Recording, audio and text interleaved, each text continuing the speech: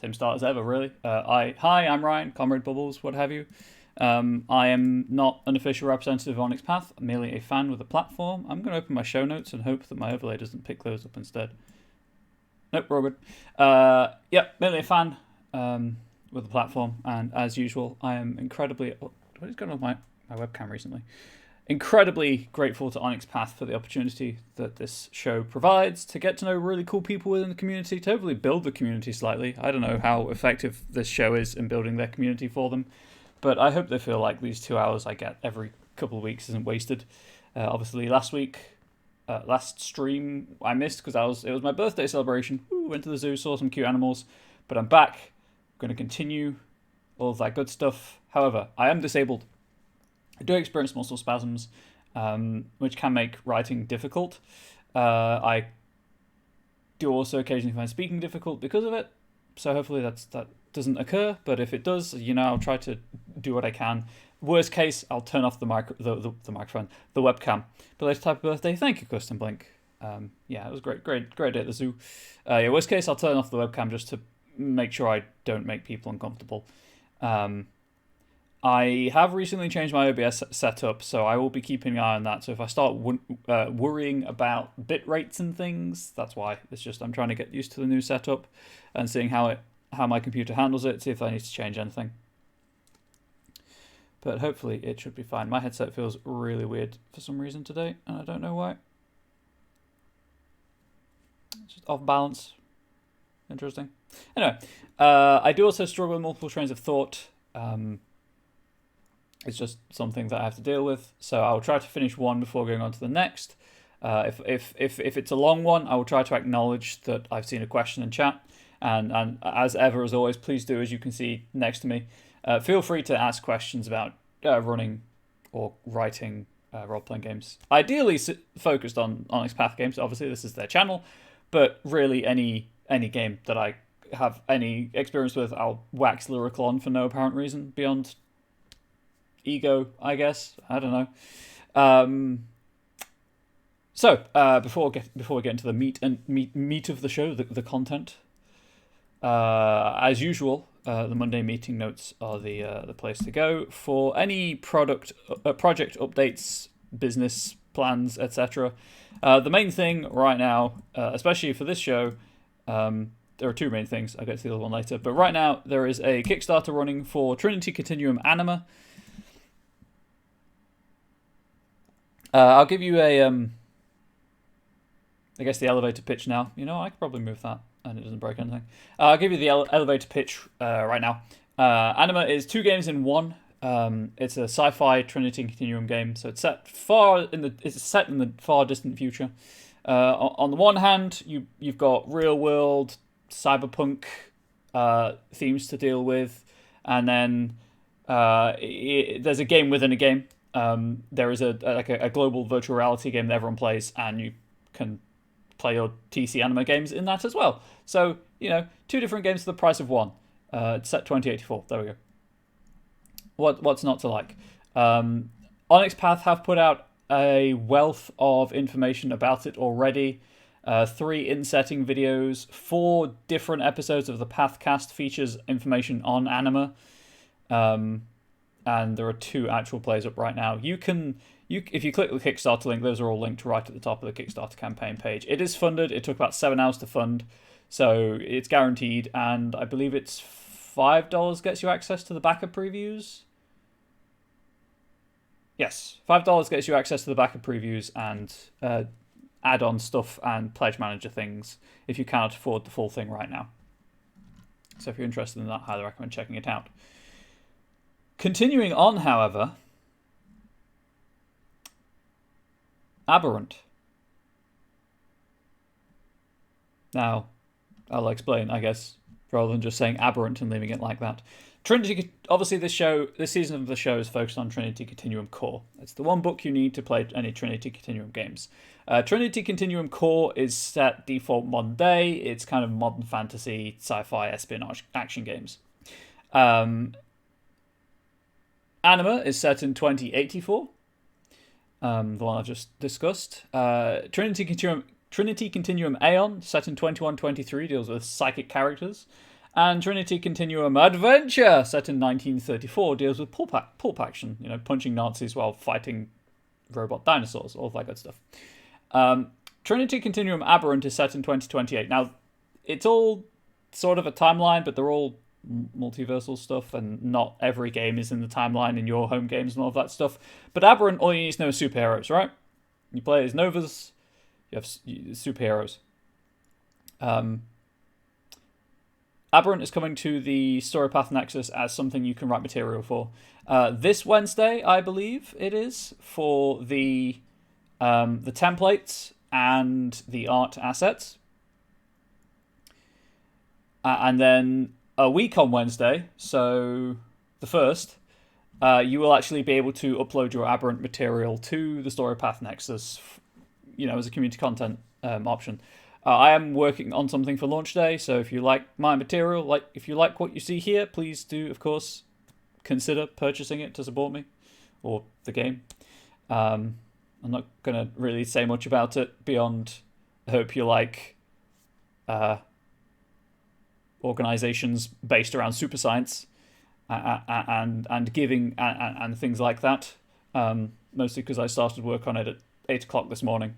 Well, about 9 o'clock this morning, I say.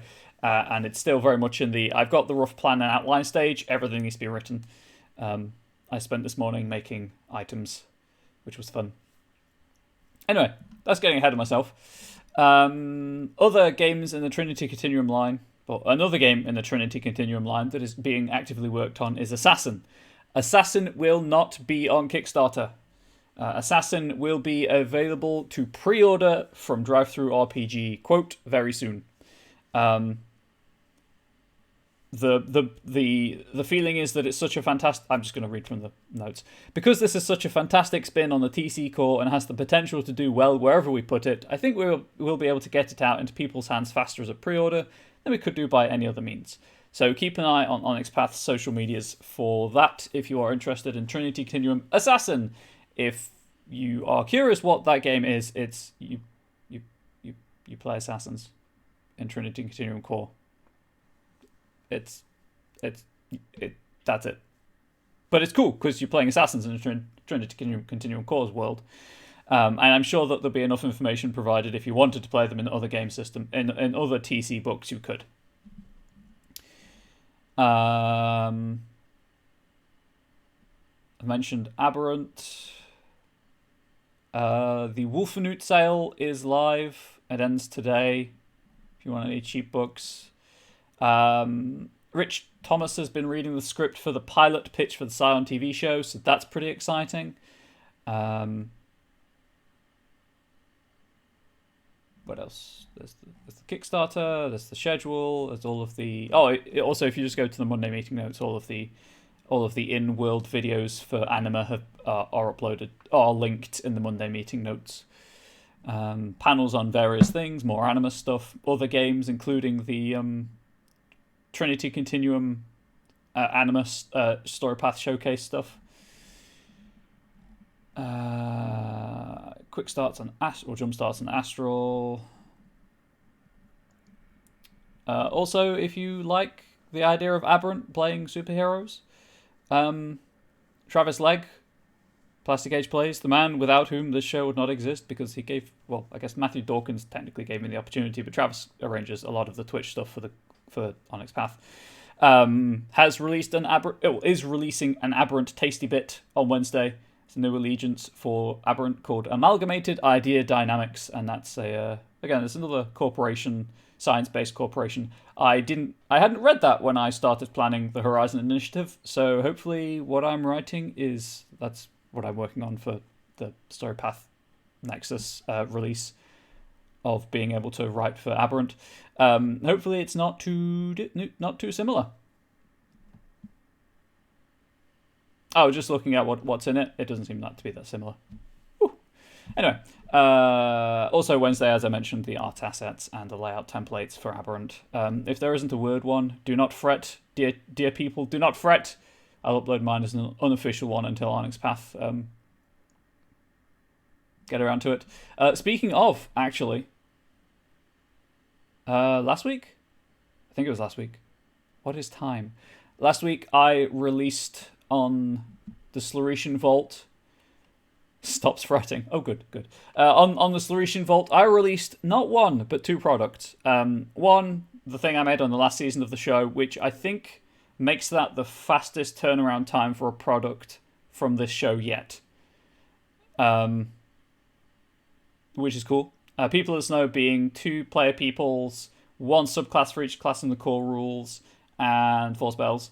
That's up on the Sluretian Vault. You can buy that for your Scarred Lands games. They are obviously inspired by Fenrilic, as you can probably guess from the title and the design, but not exclusive to Fenrilic. You can put them into your Scarred Lands games wherever you want to use them. And also an unofficial Microsoft Word template, because there isn't actually a Word template for Fenrilic releases on available. And I work in Word. I know a couple of the community content creators work in Word, so I uploaded my template as a hey, you can use this if you want to, while the official one is worked on. The unofficial one is coming, I have been told. It's just the person doing it has a lot of work to do, in terms of other projects, so it's completely understandable. Bills have to be paid, and InDesign is industry standard, so Word is obviously going to be put by the wayside. That's pay what you want, so you don't have to pay anything for it. You can just download it. It comes with instructions about how to use it, because I can't simply release a template. I have to tell people how to use it just in case. I use Word a lot, so I know how to do it. I'm aware that not many people. I'm aware that other people might not. So it's a resource that's there if you want it. New project, and then project status updates. I don't think there's anything. If you're in terms of story path stuff, the companion for both Scion Dragon and Masks of the Mythos are now manuscript approval.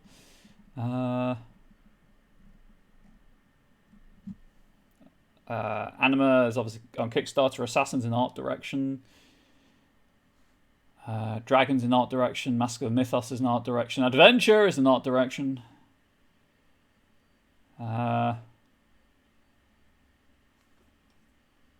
They came from Classified, and they came from the Cyclops Cave, are in art direction, with more artists being signed up. Demigods in layout, which is pretty freaking exciting, actually. Saints and Monsters, another Scion book, also in layout.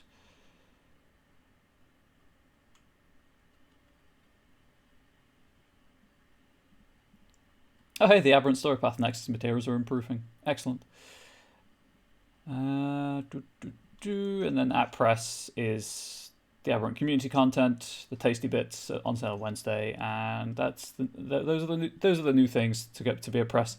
So that's a whistle-stop tour of the Monday meeting notes. Obviously, I habitually do one at the end as well, but abbreviated, let's say. So that's all of that stuff covered. I'll open the PDF of the core book just so I've got it to reference, because obviously I will be doing mechanical things today. But what we'll be doing today, what a good segue. What a good question, Ryan. I know, Ryan, thank you. So, back to basics recap, as usual, for people who may not have seen the show before. Trinity Continuum is a story path powered game, I guess. Story path being... Thank you, Custom Blink. Thank you for asking. What a good question. What are we doing today? Trinity Continuum is a game that uses the story path rules engine, I guess. Story path being Onyx Path's in-house rules engine. An evolution, but very distinct. An evolution of, but distinct from the Storyteller system that White Wolf's games use. I think it's better. It's obviously, I mean, it's an evolution. It's been refined. It's got stuff added that works. That allows you to do much different things. Trinity Continuum Core is, as the name says, it is the core rulebook for the line, which the other setting books, whilst also beefy in their own right. So, for context, the TC core book is 233 pages. Well, the PDF is 233 pages. Aberrant is 314, and it references material in the TC core book. So the TC core book definitely kind of needed.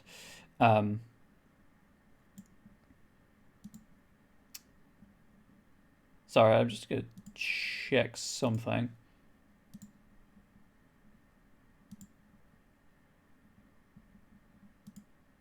Yes, that is exactly what I thought it was when I... those 314 pages in Aberrant, because I have that open because that's what I was working on earlier, that's not repeated material. That is new material designed to be used in conjunction with the core book, much like Scion, Origin, and Hero, where Hero is much thicker, much larger than Origin. So you will need the core book anyway, so that's why this is being done for the core book. The core book has most of the character creation stuff in, let's face it. Anyway, and as I've mentioned, TC core is default modern day kind of action sci-fi espionage stories. It does have some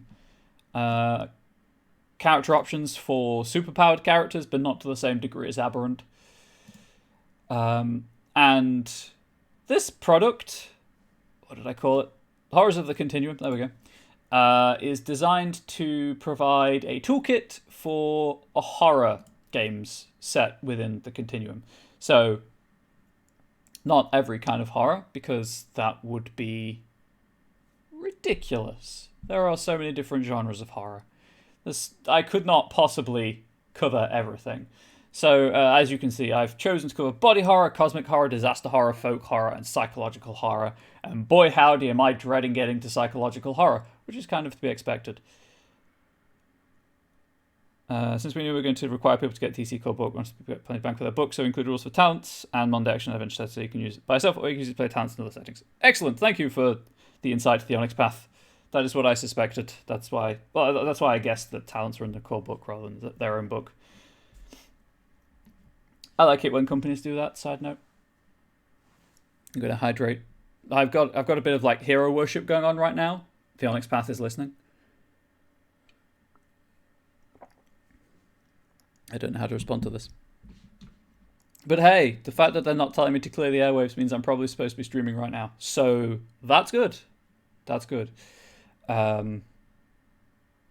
Yes, as I say, dreading getting to psychological horror, but fortunately, that's some way off.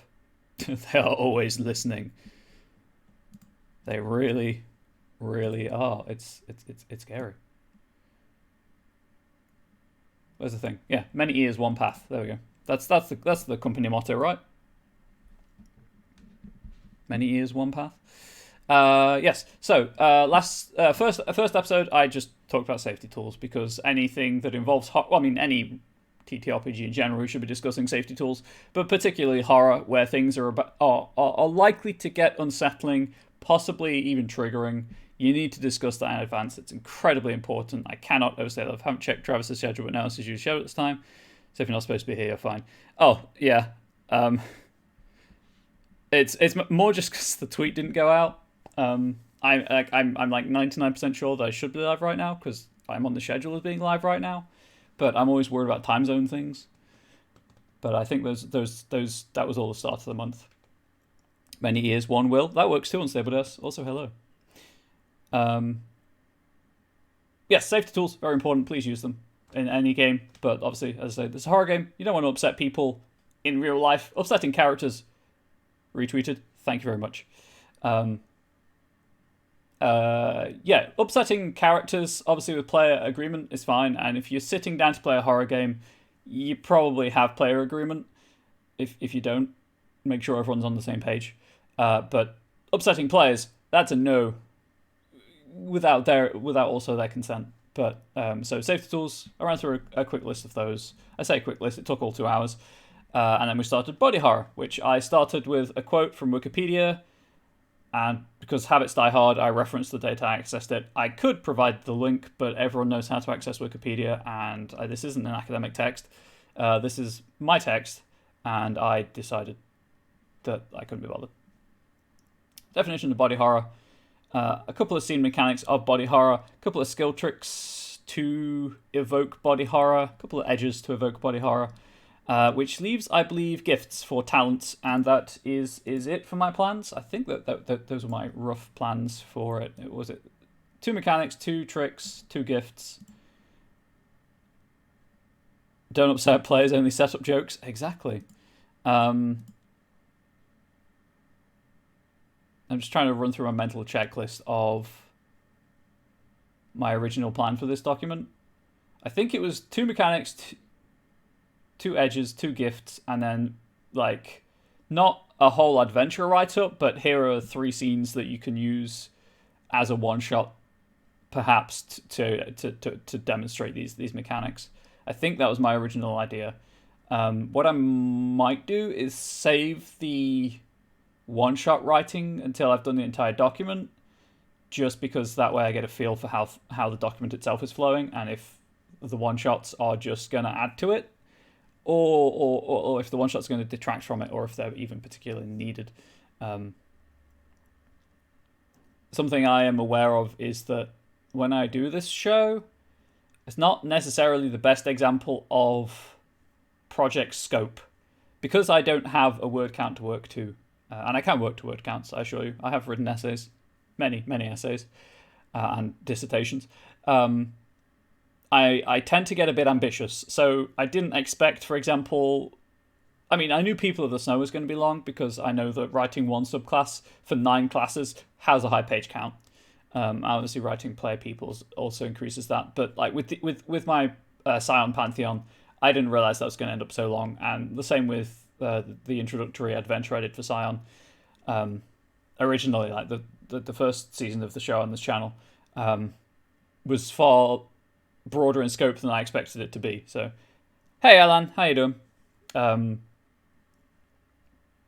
Something to be aware of when you're writing your own community content is if you are someone who is bothered by scope and is not easily, I don't know where that sentence was going. I'm just going to restart it. Does struggle with like deadlines or weight of responsibility, or is prone to realizing that they've perhaps attempting more than they feel comfortable doing and then abandoning it because of that. Hey Tony, or Tony Colstrom if you prefer something less familiar. It definitely worth having a plan and sticking to it. Like I mentioned with the Horizon Initiative for the Aberrant community content release in a couple of weeks. Tony's good, grand. I have planned it in air quotes in terms of sections, but not content, so whatever. But with this, I'm trying to be very aware of sometimes that I will just stick everything down that occurs to me, and it's not always the best process to take when writing any content, regardless of community or not. If you don't have a word count, obviously it's harder to stick to that because you've got nothing reining you in, essentially, if it's self-directed anyway. Obviously, if you're collaborating with other people, then ideally there'll be guidelines, or there'll be someone overseeing the project to be like, hey, you're doing too much, or hey, what you've written is cool, but it's maybe not for this project, or it's slightly off track, or someone just to pull you up. And obviously, if you're like me and you're a solo creator, most of the time that is something you don't have by default. You can't get people to do that for you. My partner's very good at that when I'm just spouting story ideas for any TTRPG. And my streaming community, when I'm talking about stuff on stream, also helps with that. And you folks here, you help with that too. But just to be aware of that when you're doing your own projects, maybe do what I do in this show and talk out loud. I've mentioned before how that helps you to think about things differently. But when you're planning things in your head, as opposed to when you're planning things out loud, you definitely pick up on, hey, that might be going too far. So like, hey, those one-shots might be going too far, but they might be a good pay what you want supplement to enhance this document rather than to be included in it. Also, then there's just some horror one-shots roughly planned out in terms of scene outlines. Did that make sense? I don't know if I just went on a tangent for about 5 minutes or if it made sense. I'm going to hydrate again while I panic.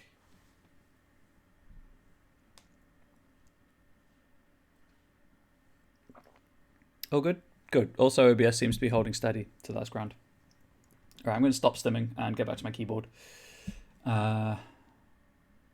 Yes, so I think that's what I'll do. I'll do the mechanics, the tricks, the edges, the gifts, and then skip the one-shots for now. And then maybe, as after I've done everything, see what I'm at. See what you folks think as well. Like, this is a community show. Ideally, you'll be buying this, so it's more kind of, what do you want? Do you think it would be useful? Or do you think that you'd rather have the examples and the mechanics separate, if that makes sense? Anyway, let's get some gifts going for talents.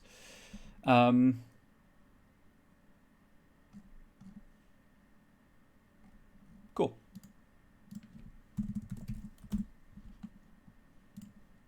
Right. Put it there, and then do that. Haha! Yeah, if you didn't know, in Word, you don't actually have to highlight the things you want to make headings. You just click to the left of them and you click the heading. I think sometimes it... Yeah. Just click vaguely in the Word and it'll work. Did a 4-hour one-shot for a convention here in Sweden at the beginning of the month. Wrote down scenes I wanted to play, so experienced a few notes and NPCs that felt would help guide the session longer than that and improvise a lot. That's the best way. Like, one-shots are... I don't know. I've always found one-shots to be... And this is going to the GM tip side of things, obviously. Really weird in that looking at them, you kind of think, yes, this one shot needs. I can plan this one shot, right? You've got a fixed time frame. In most one shots, you know what characters are going to be used because certainly for con games, a lot of the time pre-gens are provided. So you can plan the one shot. You can know in reasonable detail. Air quotes, no, obviously, in reasonable detail what's going to happen. But in practice, having run... I was trying to count in my head, but having run far too many one-shots to actually count, it doesn't work that way. Obviously, depending on your time, you also have issues. But as a rule of thumb, I would, as Tony did, write down scenes you want players to experience. Few NPC notes, then go back through your scene list and be like, hey, which of these are the most important scenes? Because a good rule of thumb is roughly in a one shot, one scene an hour, right? Depends on the game, obviously. If you are playing something like D&D or Pugmire, that's going to skew slightly if a combat breaks out, just because combat takes longer in games like that. Whereas if you're playing a game with a much swifter combat resolution mechanic, or just games with lower health values, obviously, or games that don't really prioritize combat at all, they do exist, it's going to skew the other way, right? A combat breaks out in a scene, that's probably going to be part of the same scene. But as I say, good rule of thumb is one scene per hour to an hour and a half-ish. Don't build the train tracks, do build the train stations. Exactly, Custom Blink. My general approach now, compared to when I was starting out, is, hey, these are the places you're going to get to. How you get there is entirely up to you, and how you get there does also change how those places appear, or feel, or present, or react. That is the wrong heading also. That needs to be heading 2. Okay.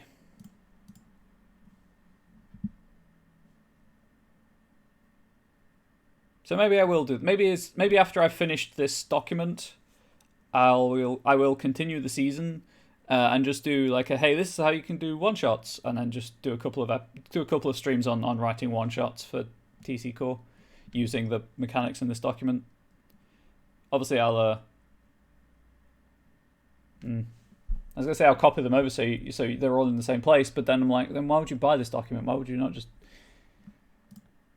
Well, I guess it'd just be the scene mechanics, right? This is including gifts and edges and general advice. Anyway, gifts. Aptitude gifts. There we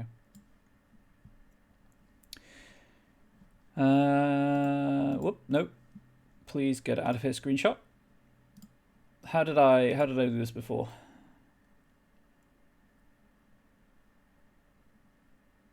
That was it. I had one kind of active interaction with the body horror and one more passive. It's happened or it's happening.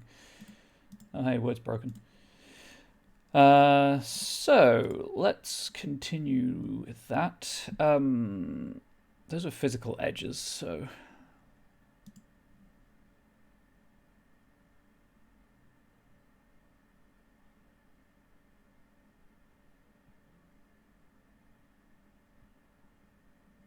Just trying to think what would best fit. So gifts are unlike edges, gifts are broken up into skills and attributes.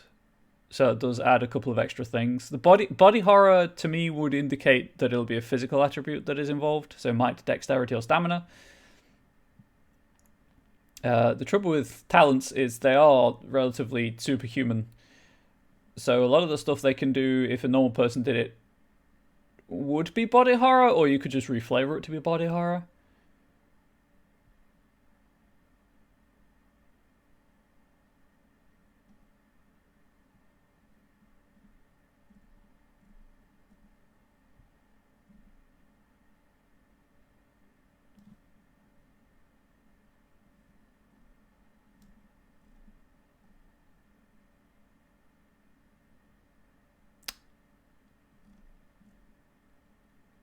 I have an idea.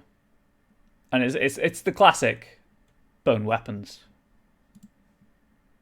Do I tie this to might or stamina? Stamina would seem to make more sense, as you're going to hurt yourself generating the bone weapons.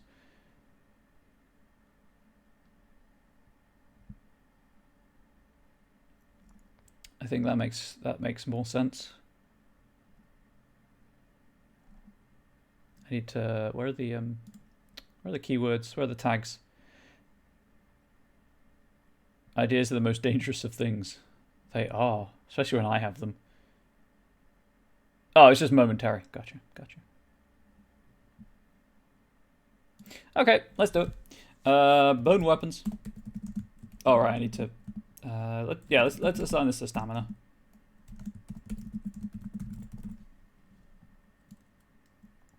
And that'll be heading 3. Yes. Gifts don't have dot ratings, so that's something I don't have to worry about. Keyword will be attribute stamina momentary. Why are you randomly indenting?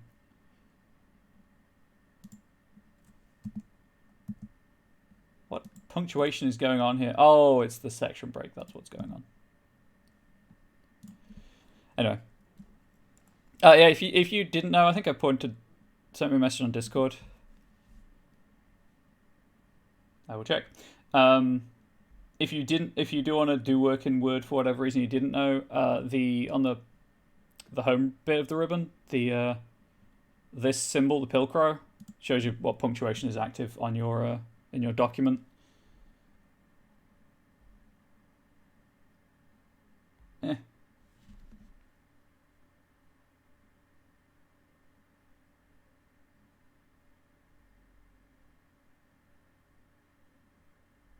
Thank you, Tony. Yeah, that's what that does, and it also shows you where you put section breaks in. So if your cursor's ever doing anything weird like mine was, where it was just randomly indenting, it's worth checking what's going on. Oh, that's not what I do not want to alphabetize the whole document. Please don't. Stamina makes more sense since you use both make the weapon as well as use part of yourself as the weapon. Exactly. So keywords. We've got attribute bracket stamina. Momentary. As usual, as ever, and as always, if you do feel like you have an improvement for what I'm talking about, want to comment on it, reflect on it, correct me in any way, please feel free to do so. I'm not too proud. I do accept criticism, comments, feedback, all of that good stuff throughout at the end on Discord, on Twitter, what have you. I'm always willing to learn. I don't believe you can ever truly know everything anyway. I need to prerequisite this because it just the idea of it makes it sound like it should have a prerequisite. Please, thank you. So the person who plays a general shapeshifter remember has a number of forms and regularly uses bone spines in combat. Exactly. Stamina. The prerequisites seem to be a lot of 3s. I was going to say something. Oh, the TC core books are really cool, and that it tells you how to design your own gifts as well. So there's that. I think 3. I think 3 is the way here. What's the like 2 is average, right?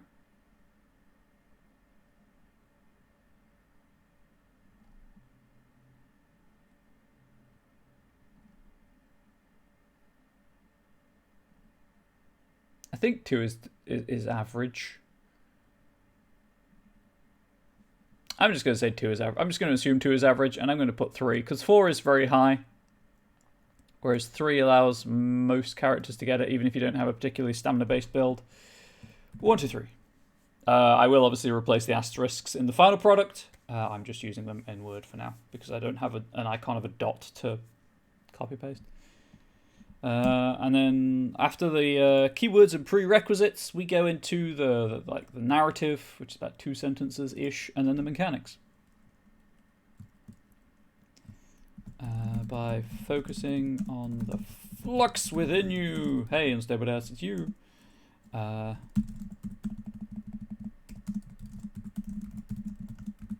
You are able to weaponize your very body.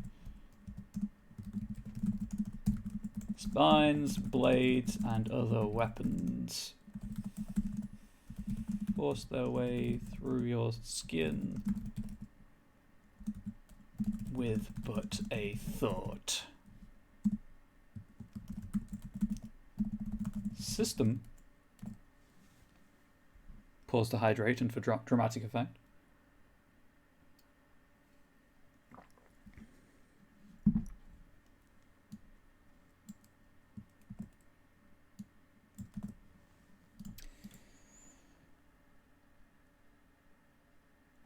I guess flux is the wrong word in all fairness.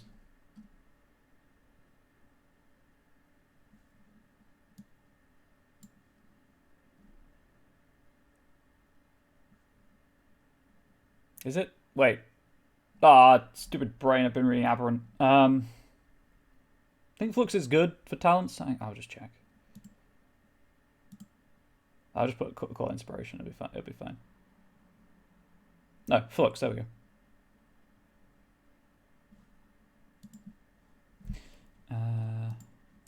So we spend an inspiration.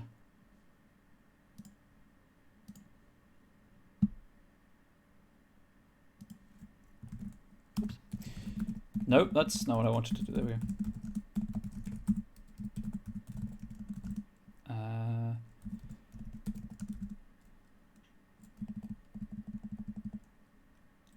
Right. Will there be injury conditions associated with this? My feeling is no, because then why would you take it? You don't have much health in this game.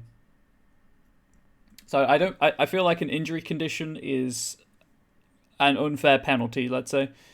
I might tie it into... Oh gosh, what's the... 1 second.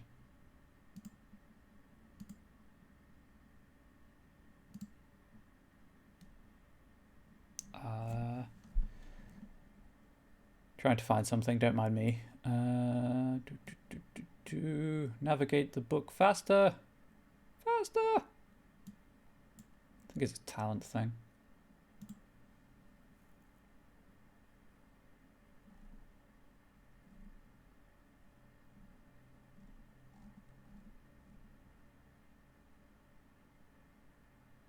Yes, facets of inspiration.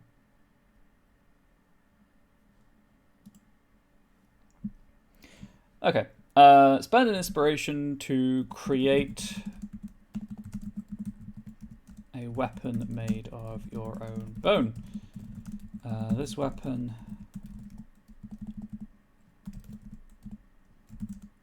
functions as a normal weapon and is reabsorbed by your body at the end of the scene.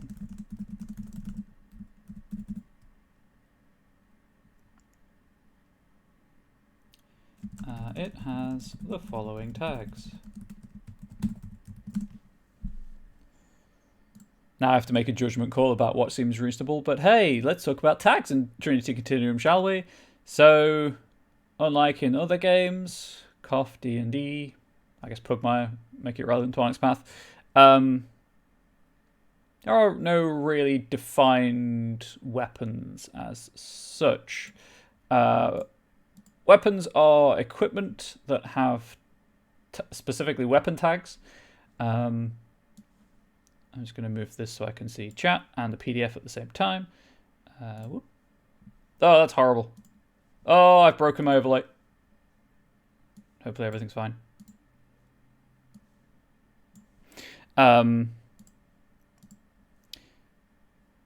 So when you get when you have a weapon, you can assign tags to it. Especially when you're making your own stuff for community content. So the first thing to do is determine a damage type, and it will be either an edged or a blunt. Your choice. Your choice of edged or blunt. Yeah, if you favour a club over a sword for whatever reason. And then there's a whole wealth of weapon tags that modify the attacks you can make with that weapon in some way.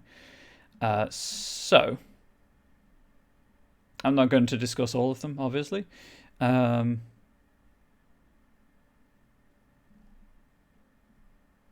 a lot of this is just going based on what feels right.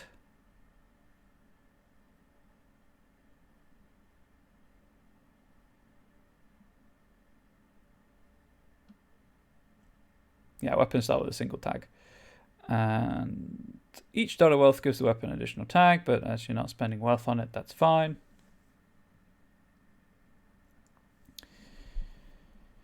So I'm probably just going to give it one tag default, and then I have an idea to expand that, so don't worry about it. Melee is free, so it'll have the melee tag anyway.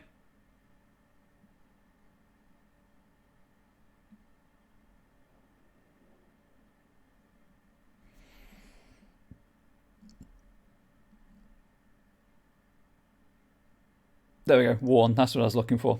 Strapped to or worn on your body in some way. Worn weapons are not subject to disarm, because it is made from your bone, you cannot be disarmed of it. You cannot be forced to let it go. So melee is free, as I said, that determines that it's used with close combat as the skill, and that it is a close range weapon. And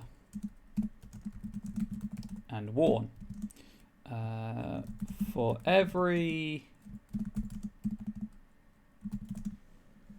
dot, give me a second. I'm pretty sure everything's ranked at up to 5, but I'm going to check anyway.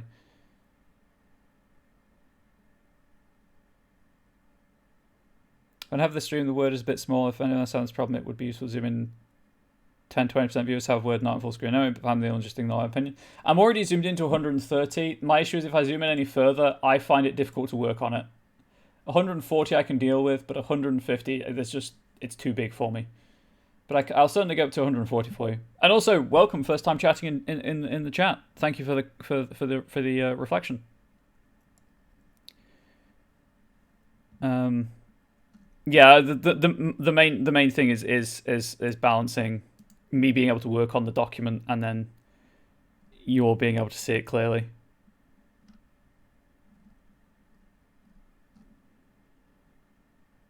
Yeah, it's rated 1 through 5. Okay, for every dot you have in the destructive facet,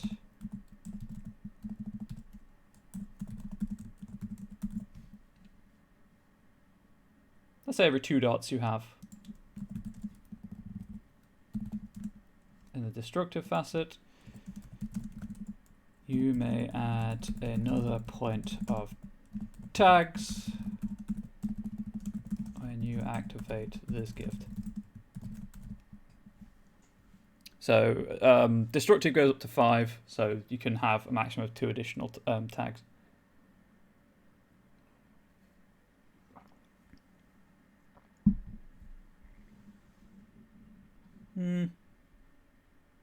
Could just say for every dot above 2, so 3. That just gets the weird wording. But I don't want 5 points of tags either.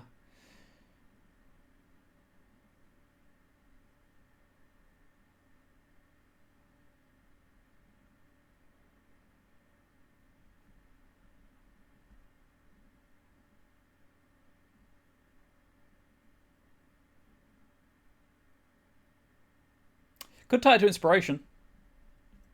Every 2 dots you have like maximum inspiration, because that doesn't penalize people focusing on intuitive or reflective facets, and also allows it to get 5 tags as opposed to 2. I might do that actually. I might do that.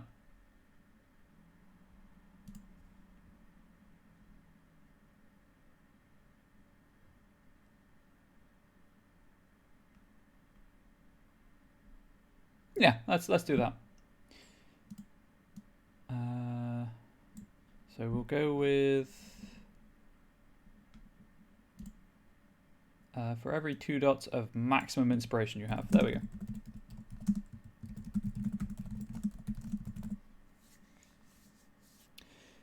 So yeah, as I said, that's just to allow for alternate builds if people want to be using reflective or intuitive facets but still do combat things, then they still get the benefit, and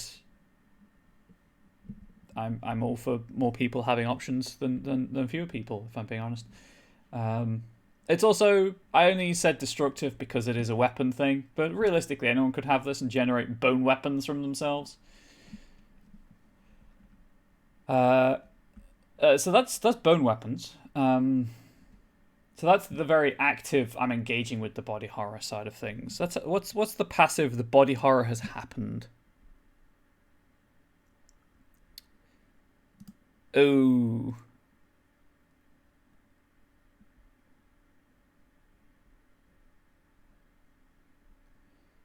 So I could do survival, some way of like tracking maybe.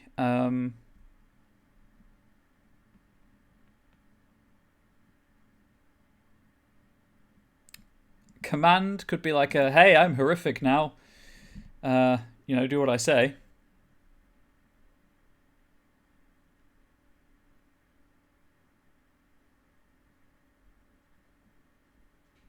You know what? I think I like that. I like that. So let's go with command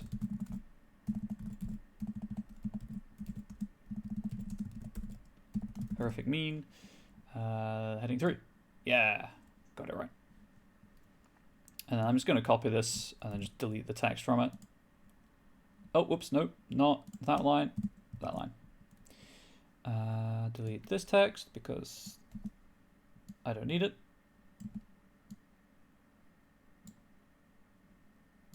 I just replace that with command.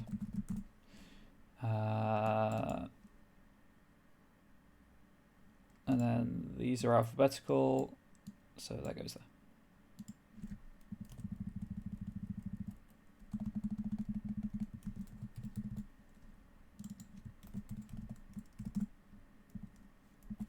There we go.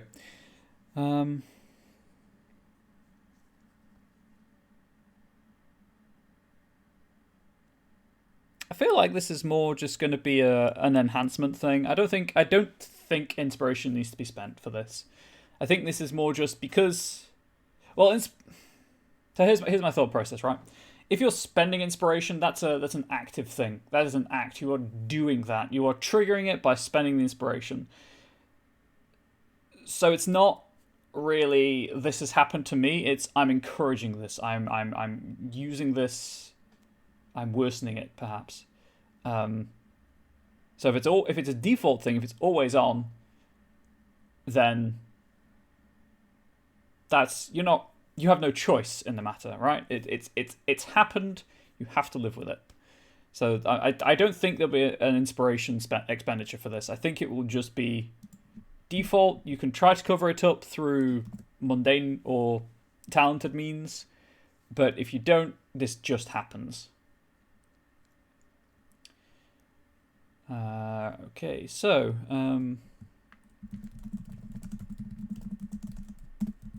something happened to you, and now you no longer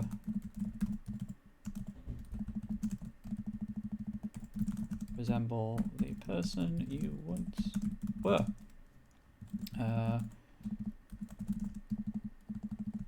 Whether the result of a scientific experiment gone wrong. This is heading dangerously into deviant territory. I mean, it's not. It's a completely different game line, but yeah. Allow me these small lapses into, hey, this is similar to this game line. So if you like this kind of thing, check out Deviant.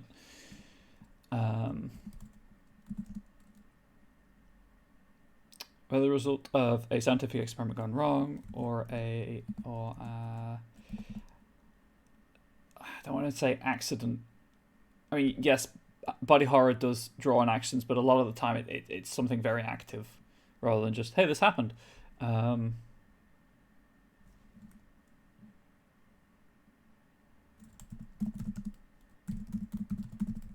Consequences of fighting against a monstrous foe. There we go. Zombies counter monstrous foes.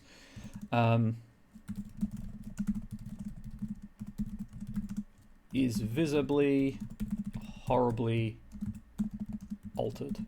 I'm not going to say wrong. I'm not going to say deformed, because those are societal norms and judgments. Altered. You are changed. Yes, you are horrific to look upon, but it's not a necessarily negative thing. That's what I'm trying to say here. I'm trying to deal with it sensitively. I think I mentioned this last time, but because I am dealing with certainly right now, body horror and psychological horror further down the line, a lot of this stuff is obviously very personal. A lot of it has been lampooned through disability tropes or mental illness tropes. I'm trying to stay away from that. So if I do ever talk about it in a way or write about it in a way that is harmful or could be perceived as such, please do let me know. I don't want to offend anyone with this document. I want to help people to play horror games in a safe, secure environment as possible. Obviously, intention only goes so far. Actions also count. So I will try to keep this as sensitive as possible. There's no better way of saying it. System.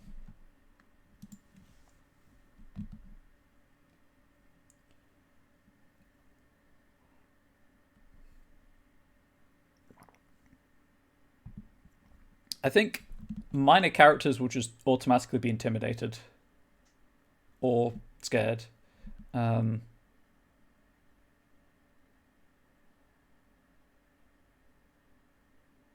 enhancement to intimidate / scare other characters would be the easiest way of doing it.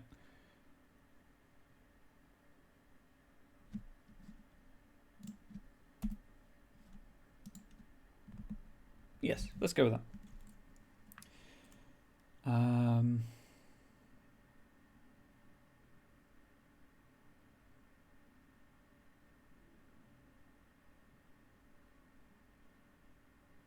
Alright, should I have something scaling here or just a flat number?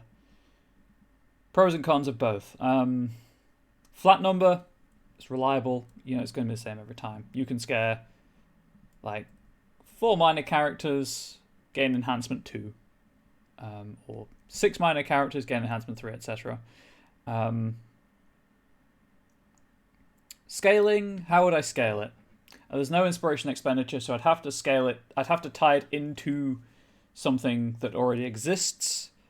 Highest facet, possibly. So I like scaling mechanics because they're not static. They improve over time, so you don't feel like yeah, sure, you get benefit regardless, but obviously if it doesn't scale, then it's always the same throughout the story. Whereas if it does scale, for good or ill, you've got that change. You've got that sense of you made a meaningful decision and the consequences are real and are applying continuously. So like with bone weapons, as your character gets more inspiration, as their inspiration total increases, their bone weapons improve because they're just more experienced with generating them, for example. So kind of gut reactions going initially. A static value reflects the fact that your horrific mean, yes, is horrifying, but that's it. It doesn't worsen, it doesn't improve, it is it is what it is. You know, a scaling value narratively would be that it's either getting worse or it's getting better. Because this is just as a side note, really. If you compare it to strong alternatives in real life, is most of the time very strong. Can't do anything else. Maybe static. Yeah, I'm thinking static.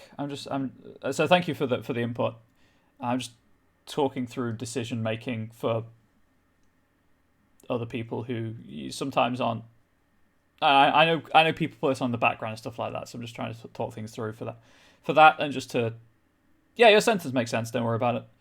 Like, a lot of the time, it doesn't get better or worse. It is just what it is. And obviously, my feeling is that if you are buying this with experience, you want your character to have it. You don't want them to get better. Or alternatively, you're willing to invest the experience in it now, and then there's a story later on down the line. I'm trying to think of a way to phrase this sensitively. Let's just say remove that aspect of your character. And because this is a gift, this is more like, hey, you got attacked by something and now your skin is translucent. Or, you know, you are visibly decaying in parts of your body and the inspiration is keeping you alive, yes, but it's also something is very, very wrong with you. As extreme examples that surgery cannot help to alleviate as we understand surgery right now. Obviously, I'm not a talent. I'm not inspired, so I can't speak for talented surgery. All of those talents and inspires have capitals. Obviously, all surgeons are talented. You have to be a surgeon.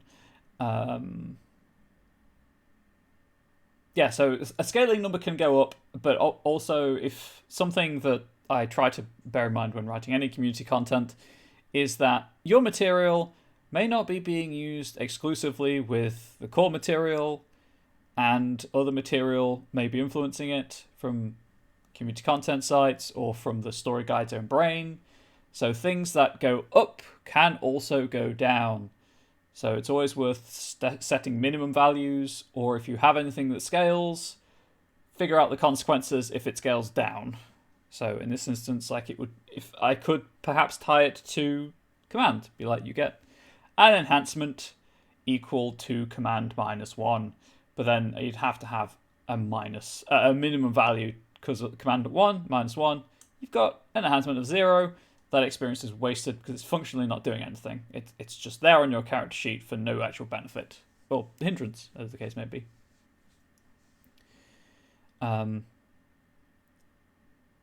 But as Praxa, I'm hoping that's correct, pointed out, in real life, most of the time, you can't do anything about it. And particularly if it's horrific, if it's inspiring fear, and if it's an obviously talented issue. In fact, I'm going to point this out right now. As gifts pertain to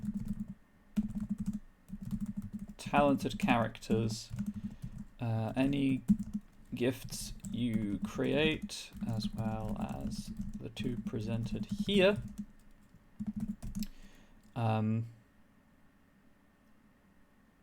let's say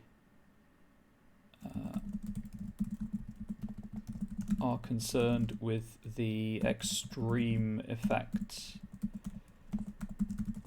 and situations that talents can endure. The horrific mean. I've always pronounced it mean. I don't know how it's actually pronounced, so if I'm mispronouncing it and it's like nails down the blackboard, or the chalkboard if you prefer, I do apologise.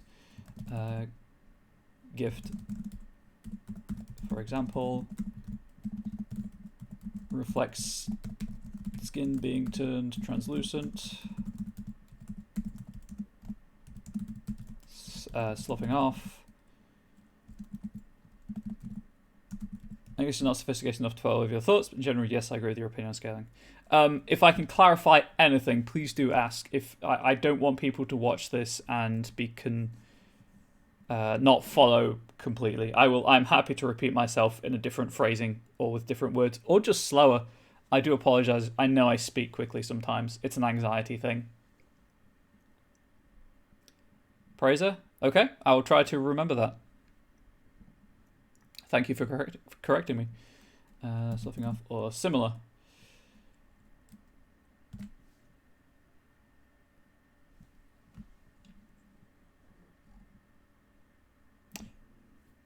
That sentence could be shortened to be talented characters are extra, deal with it. But the more detail here, I feel, is better. The extra detail. Okay, so going back to this, static value does make more sense, I think, for this. So,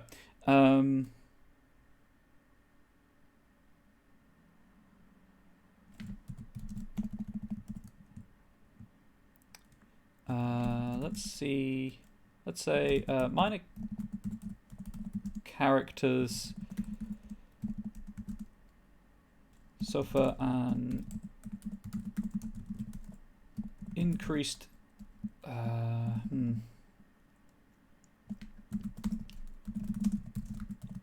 Whenever you attempt to intimidate or frighten another character, you have enhancement. So I know that I think I've touched on this before, but Trinity Continuum is more freer, I guess, with enhancement than Scion. So my gut feeling is 2 or 3 enhancement, whereas in Scion this would probably just be a 1 thing. I mean, I can think of an example in Scion that's similar to this, but I can't be bothered to grab the book. So I think I'm going to do... I'm going to say 2. Let's say 2. You have 2 enhancement on the roll.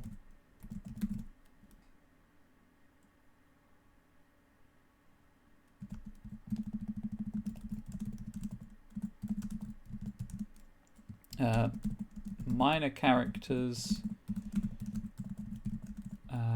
who attempt to resist your intimidation.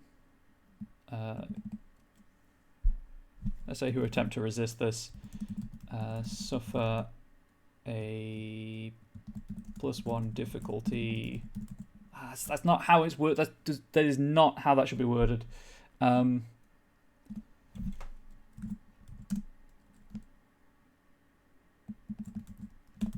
The difficulty of any attempt to resist this made by minor characters is increased by 1.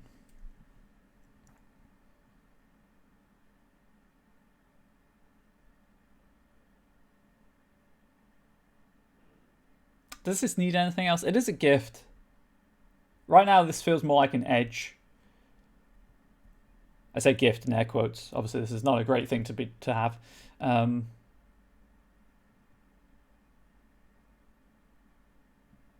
I kind of feel like it needs a success or fail. The target of your intimidation or attempt to frighten. The target you're attempting to intimidate or frighten something.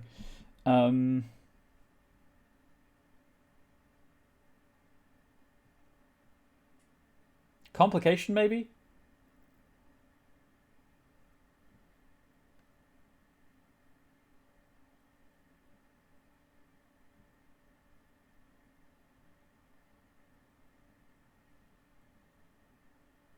I also might set this to once per scene.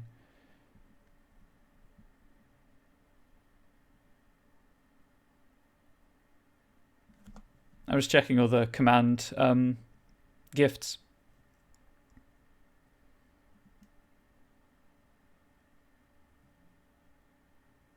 Is there a lot of fighting planned in this system? You can do a lot of fighting in Trinity Continuum if you want. It does have a good, fast, flexible combat system. But equally, you can have games that don't focus on fighting. So the story path system in general is built around 3 scene archetypes or styles. Investigation, which is what it sounds like. That's you go around looking for clues. Intrigue, which is the social side of things, and action adventure, which is action adventure, which is where the fighting takes place.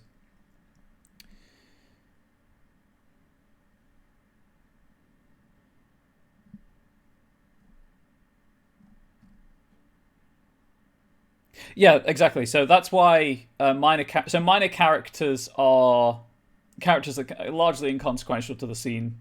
That's why they just find it harder to. So, to break down what I've done here for those of you who are maybe not so familiar with Trinity Continuum. So you assemble your dice pool, and you roll your dice. Enhancement.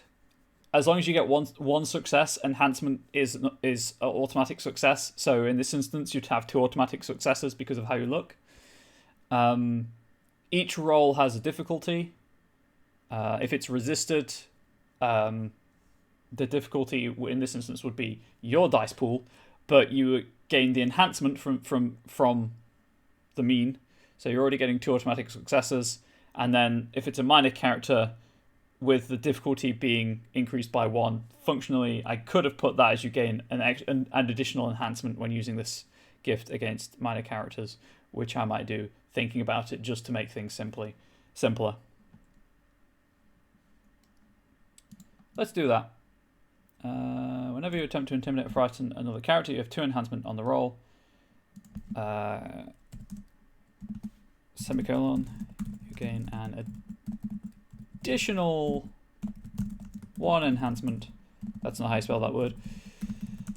When using this gift against minor characters, let's say.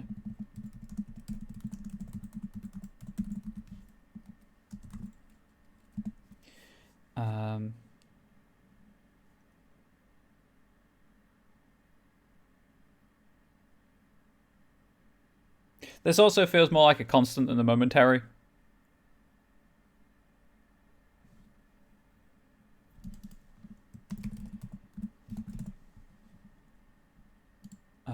Right, and then I was going to be...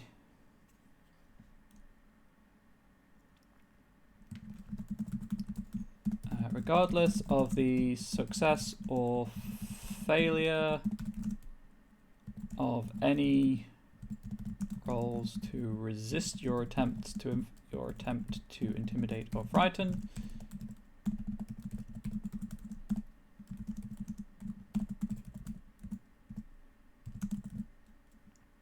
the target's next action has a level 2 complication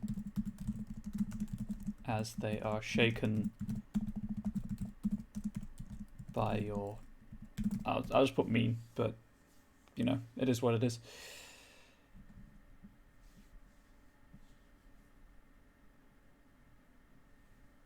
Feels slightly stronger than a gift than an edge now.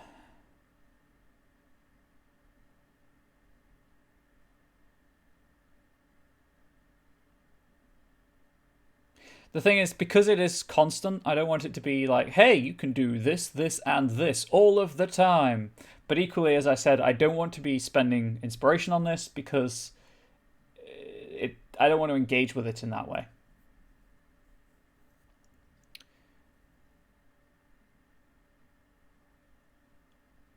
So I think for now, that's good enough. If I think of something during the downtime between streams or when I'm editing this, obviously I'll update it. But I think for now it's good enough. And sometimes Yeah, you don't have to deal with something complex all the time.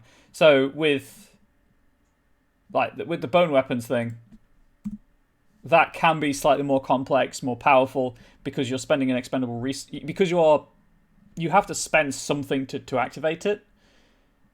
So it's kind of a bang for your buck kind of thing. Whereas this is just on all the time, so its value is in the constant passive minor boost buff that you get.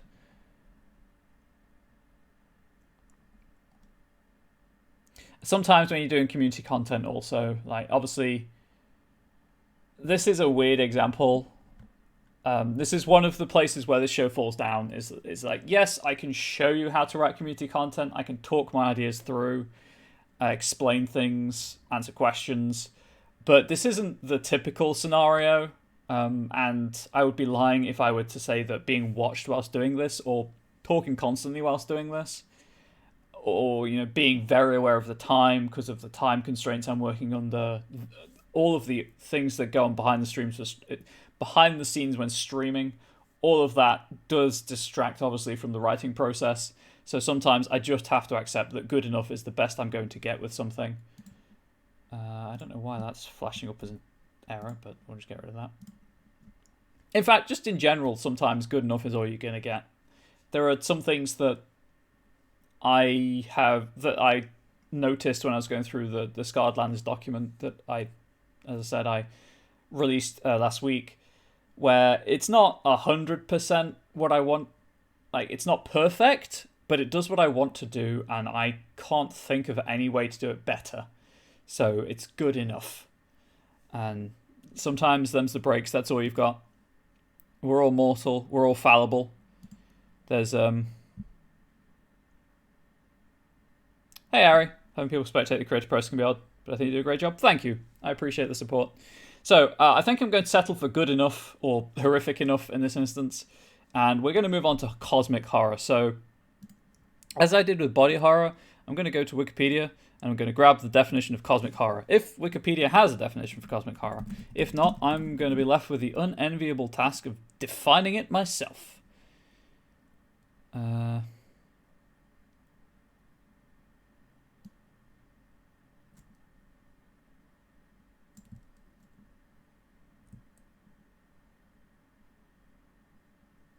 I like your style, sharing your thoughts. Toothy, you do a great job. Thank you, Pricer. I appreciate it. Right,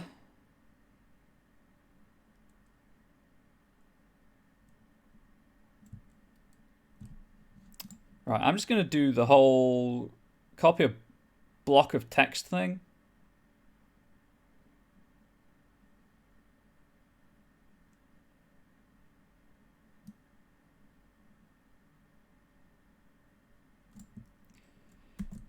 Cosmic horror shouldn't be too difficult to define. It's one of those things. For me, cosmic horror both is and is not difficult to define. Because yes, it's about dealing with the unknowable. At its core, it's about dealing with the unknowable and just humanity's pure inconsequentialness in the nature of the cosmos. I'm aware that needs editing. I will edit it accordingly. But first I need to get this set up properly. I'm just going to copy this and reword it. I also have that still on for some reason. I was like, why is this so hard to read? Ah, right, I'm an idiot, that's why. Indent, please. Accessed on the 23rd of November. It's been nearly a month. I say that like I'm surprised, and then I realise this show is every 2 weeks.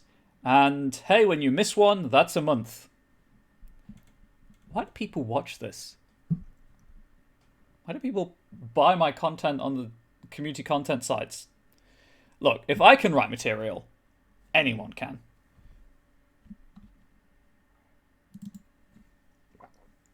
Anyway. Cosmic horror often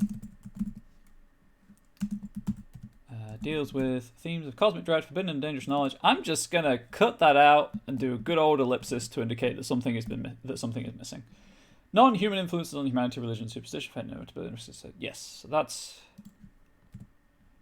that. I believe that's what I did up there. Yes, so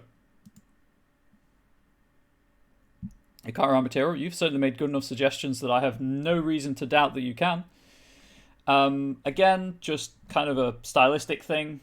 This probably changes based on which style guide you've learned, but I was always taught when writing essays, if you include like a sentence or a sentence fragment, you stick that between quote marks. If you are quoting a larger block of text, you forget the quote marks, it starts on a new line and it's indented. It's set apart from the text, but it is still obviously not your work. I have no idea how I'm going to handle this. Right, so that was it. It was a warning about stuff that about the dangers of cosmic horror and things that might go wrong. And then, yes, cool. Okay.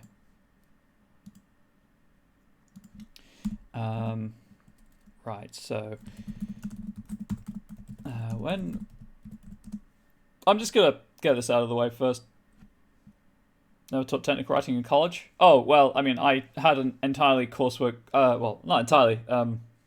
A large proportion of my degree was coursework based, so I had to write academically. When researching cosmic horror, please be aware that the work of its works, I guess technically, of its creator, H.P. Lovecraft, are full of harmful, racist, full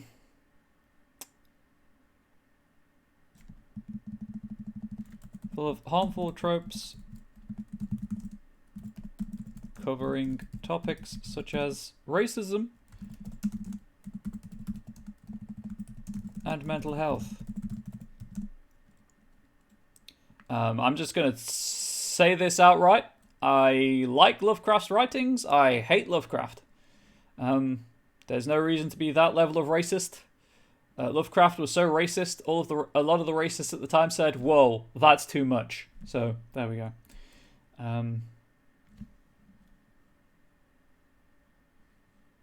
That should be regarding.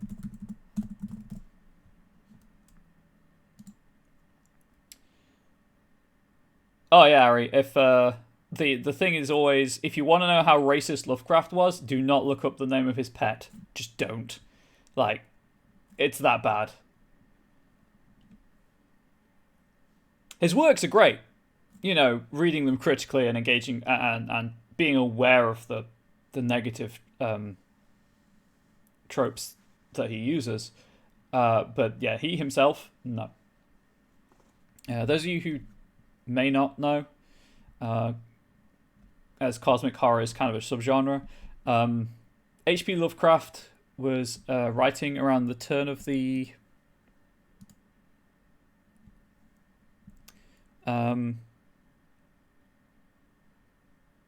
centuries, 20th century. There we go. That's like, it's not the 19th because that's 1800s. The 20th century, and he basically founded the genre of weird fiction, which is what like Neil Gaiman and people like that write on, and or write within, I should say, and you know, his take on horror set the stage for like Stephen King and Dean Koontz and a lot of the huge horror writers of today. He corresponded with, as I believe, Thomas Howard, the Conan the Barbarian creator. Robert Howard, not Thomas Howard. I think it's Robert Howard. Anyway, he corresponded with the guy who created Conan the Barbarian, and some of the issues with Lovecraft are present in the Conan stories as well. But going back to Lovecraft, hugely influential, as I say, in the horror genre. Founded the subgenre of weird fiction, which is, as I say, still being written in today. Obviously, Lovecraft is very popular in pop culture for the Cthulhu mythos. He wrote other things, and a lot of the Cthulhu mythos was built upon after his death. He died at the age of 47. He was not very old when he died. And as Aris pointed out, like Wagner, terrible person, but it did add a lot to his cultural sphere.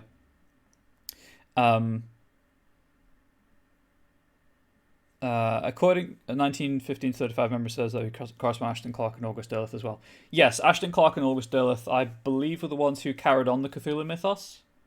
Certainly August Derleth wrote the King in Yellow stuff. Anyway, but a lot of, as you can see in the document, a lot of his work was cosmic dread, forbidden, dangerous knowledge. The ellipses, as you saw before I deleted them, were about madness, mental health. Human influences on humanity, non-human influences on humanity, religion and superstition, fate and inevitability, and the risks associated with scientific discoveries. What that is not including is also the nihilism behind everything. Kind of included in cosmic dread, I suppose, but a lot of, like, the vast majority of Lovecraft's work. You know, if you say don't Google that, people get curious. I know, but I didn't. There's no other way I can warn people beyond just don't say that. If not for August Derleth, Lovecraft's name would have been likely forgotten by the 50s. Yup. Where was I? Nihilism, right. As I say, a lot of Lovecraft's work deals with how humanity is inconsequential in the vast, in any scale beyond just the human. And that's what the cosmic dread means. Non-human influences on humanity is this is now cosmic horror, not just Lovecraftian. Lovecraft laid the seeds, but then August Derleth went on to build on it, as did other authors. A whole pantheon of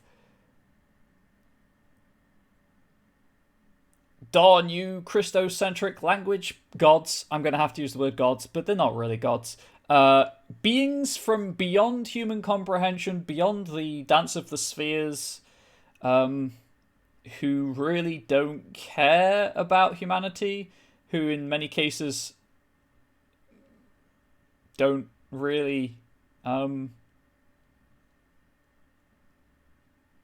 recognize humanity particularly exists, but have very, as Unstable points out, they have alien motivations and thought processes. They operate on scales, to time frames, to plans that human beings just cannot comprehend.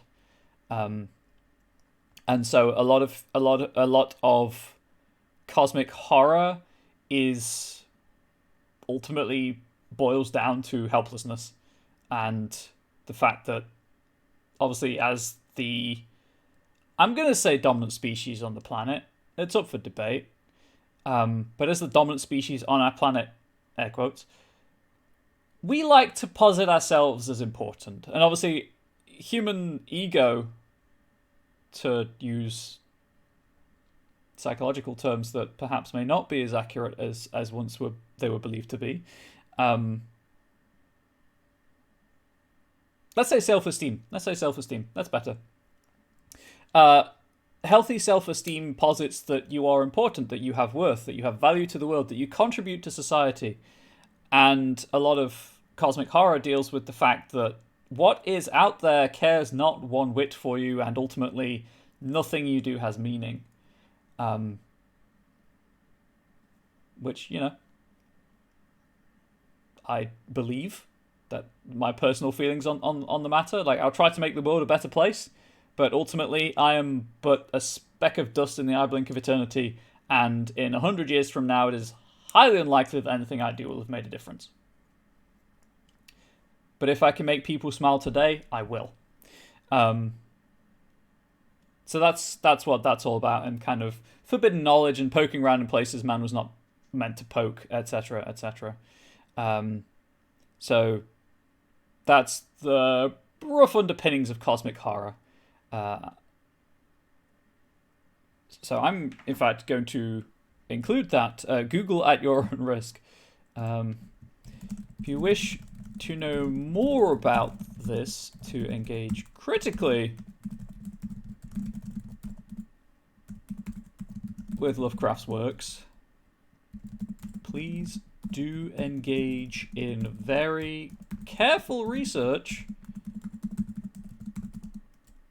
and be warned that you will expose yourself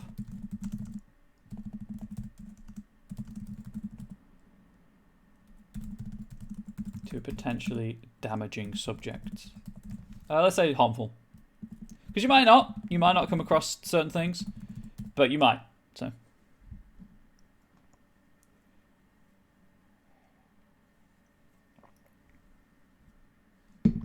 That needs to be pluralized. And I'm glad I make people smile today. If I can make one person smile a day, that's my job done, and happily Angel smiles every day. Any other smile, Angel is my fiancée, well, the screen name my fiancée uses, and any smile on top of that is just a bonus. I have about 10 minutes before I need to do the outro, so let's just write down what I just mentioned about nihilism and stuff. At its core, most cosmic horror boils down to the inevitability of entropy and the futility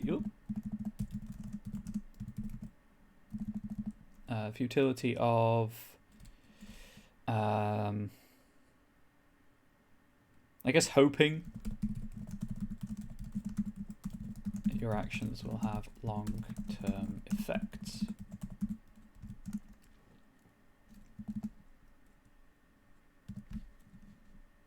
That should be hyphenated.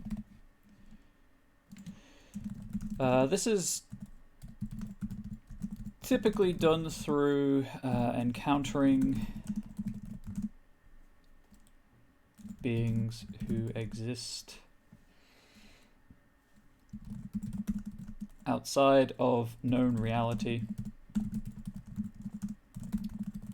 and therefore do not consider things as humans do and are motivated by entirely alien desires and thought processes.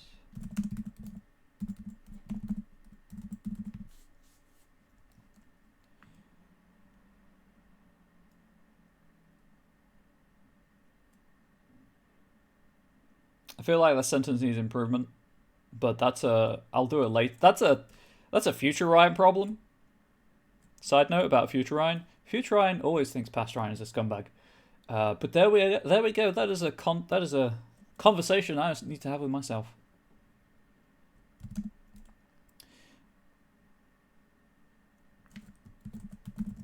Often these beings are extremely long-lived.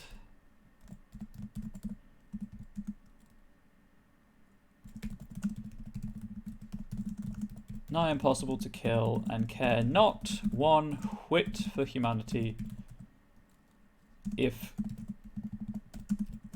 they even notice humanity at all.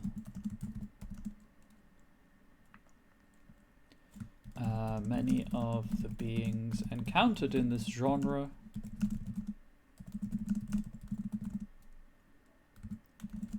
are on the scale of what Western thought has often called a god,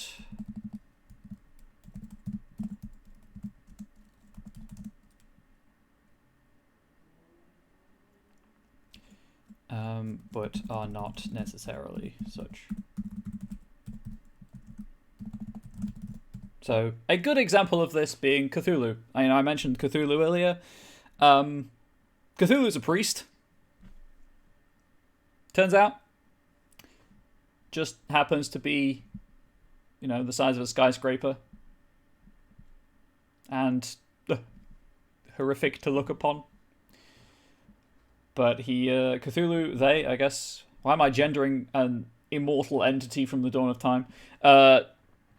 They await the return of the Elder Ones. That's their thing. Commonly also in cosmic horror and Lovecraftian mythos related things, you'll come across Nyarlathotep, the crawling chaos. Also, technically not a god. Side note, playing my own character basically as a cosmic entity, so I've immersed myself in the thought process. That's fair. Side note, that explains a lot about our conversations. There are things,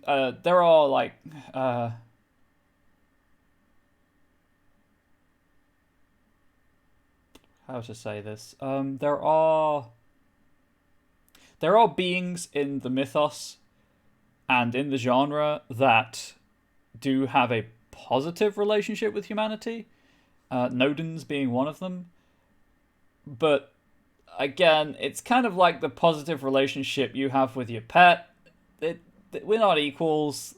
They're completely different scales of being than us.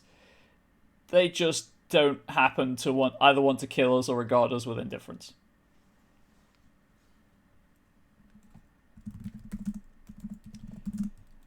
Some beings within the genre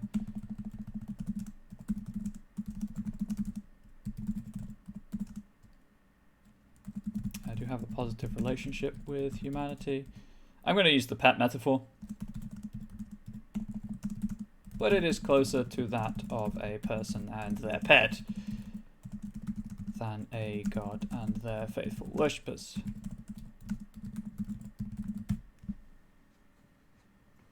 See, I'm not even talking about Sion, a master of the mythos, and I got cosmic horror into here. Well done me. Well done me. Okay, I think I'm good with this for now. So I'm probably going to do the outro while I think about... Mostly because... as with body horror... I think Azazoth was the Crawling Curse, Nyarlathotep being the Mask of a Thousand Faces. I thought...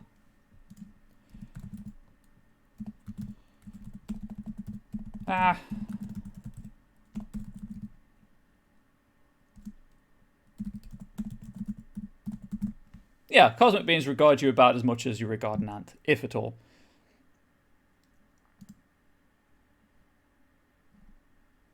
No, Nyarlathotep is the Crawling Chaos, God of a Thousand Forms, Stalker among the Stars, Black Pharaoh, Faceless God, Messenger of the Outer Gods. Azathoth is the Blind Fool, the Nuclear Chaos, and the Demon Sultan that sleeps at the center of creation. Also is the kind of... Go back to the mythos. Azathoth is sort of the progenitor god for all of the other mythos deities, in a way. And it's really bad if you'd ever meet Azathoth.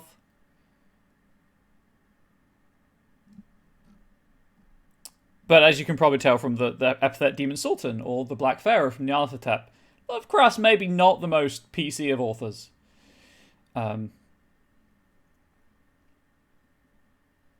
Anyway, I've satisfied myself that I was not misremembering, so that's good. Otherwise, that self-doubt will be niggling at me. I'm going to do the outro. So, if you have enjoyed the show and you're not already following the channel, please do consider following the Onyx Path Twitch channel. If you have enjoyed it and missed the start of it, you have two options. You can wait for 7 days, at which point you can watch this video, this stream on the videos tab of the channel. Your favorite is the gate and the key. Why am I not surprised? Your favorite is Yog-Sothoth. Actually, the Yog-Sothoth story, Dunwich Horror, is one of my favorite stories. Regardless, the other thing you can do is, after waiting a week, is this will go live on my YouTube channel. I don't have a fancy URL, so you will have to just go to YouTube, manually search Comrade Bubbles, and find it that way. If you are unwilling to wait a week and are able to do so, you can subscribe to the Twitch channel. A Prime gaming subscription is free if you have an Amazon Prime account. You can link it to Twitch, and every month you get one free subscription. It works out exactly the same as a standard Tier 1 subscription for the channel. You get the emotes, the channel gets the same money that it would ordinarily get. It just costs you, I'm going to say nothing in air quotes, because you're paying for Amazon Prime, but it's functionally free. That one does not renew. If you do subscribe Tier 1, Tier 2, Tier 3. That auto-renews, so if you are working to a budget, please be aware of that. You can unsubscribe at any point. You can turn off the auto-renew at any point, and you will just unsubscribe at the end of the month. If you are a part of the Onyx Path Discord community, the emotes that you get on Twitch carry over into their Discord server, so you can use them there. That's that. If you do have... I can be found on Twitter as @ComradeBubbles, hence why it says it under the webcam. I also stream on Twitch as Comrade Bubbles. I don't usually do TTRPG content. I generally play video games and just talk. But I'm always happy to talk about role-playing stuff and whatnot. As you can probably tell, it's a hobby of mine. Hobby is an understatement. It's a passion. And I love the fact, and I'm so grateful to Onyx Path that I can do this on their channel. But I'm always happy to answer questions on Twitter or my own Twitch chat whenever I'm live about any role-playing game. Obviously here I try to keep things focused on Onyx Path games for obvious reasons. I play other systems from other publishers, so I'm happy to talk about any on those two platforms. I mentioned the Onyx Path Discord server. If you want a member of it, please consider joining. It's a lively, lovely community where generally you can just talk about your favorite Onyx Path games and ask rules questions and get 3 different answers. I think that's largely it. So for those who came in later and did not hear the Monday meeting notes, I guess if you don't know what that is, the Monday meeting notes are the place for project updates and timelines and things. The most important, well, two important things actually. One, there's currently a Kickstarter going for Trinity Continuum Anima. That is a role-playing game that's 2 games in 1. You get the real-world set game. I say real-world, it's set in 2084. You get the, soft sci-fi game, cyberpunk theming, and then you get the global VR game Terra Surge that you can also play in. So you get 2 games for the price of 1. What's not to like? If you can't afford the book right now, $5 gets you access to the backer previews. So you get the 98% complete text. It doesn't have art. It's not been proofed. It's not been edited, but it's mostly there in its final form. And also you get access to the pledge manager once the campaign is finished, if you want to do that. Unfortunately, as usual, if you're an international customer, shipping on the physical book is extremely high, but Onyx Path's pretty good with putting stuff up onto DriveThruRPG in their print-on-demand service. It's pretty good. I've certainly got print-on-demand books from DriveThru before. I've never used them because I don't have a group that particularly enjoys Onyx Path games. Or I didn't. I do now. But they seem to hold up quite well according to other people in the Onyx Path community. Also important, on Wednesday this week, you will be given access to art, assets, and layout templates for Trinity Continuum Aberrant, which is the superhero TC line, book. There we go. Well, no, I guess it's a line. And on the 1st of December, so a week on Wednesday, Aberrant material will be available to purchase and to sell via the StoryPath Nexus. Obviously, I'm extremely excited about that because I get to sell more stuff and write more stuff. But if that kind of thing, if this show has tickled your fancy, has whetted your appetite for more community content, but TC Core doesn't do it for you and you're a big fan of Aberrant, hey, give it a try. You might surprise yourself. It doesn't have to be big. It can be just a path or a selection of paths or an item or some gifts. Not gifts. Quantum powers. Edges. There we go. So please do.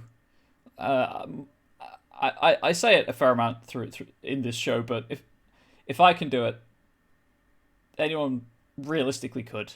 I don't view myself as terribly skilled. What I have is experience and a willingness to try, and that will get you. The willingness to try and make mistakes will get you a long way in life anyway. In general, it's just a good lesson. Obviously, it's easier to say it than do it. I totally appreciate that I'm in a position of privilege when I say that I can make mistakes. Please don't think I'm not aware of that privilege. Anyway, let's go back to the Monday meeting notes. Trinity stuff. Assassins, if you're interested, or Assassin, if you're interested, will be hitting Drive-Thru RPG's pre-order service very soon. Links to more anime stuff if you are intrigued by anime. The schedule, as always, I'll roll through a couple of times after the show, just in case anyone wants to see what's up on the channel.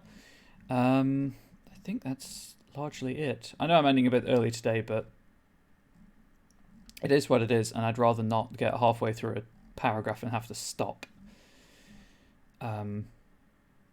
Also, as I said, I need to think about how to talk about the themes of mental illness that come up in cosmic horror, because I want to do it sensitively and without causing offense or harm, and I need time to think about that. So I will see you in 2 weeks, all being well. This show is bi-weekly, so all being well, I'll see you again on the 7th of December.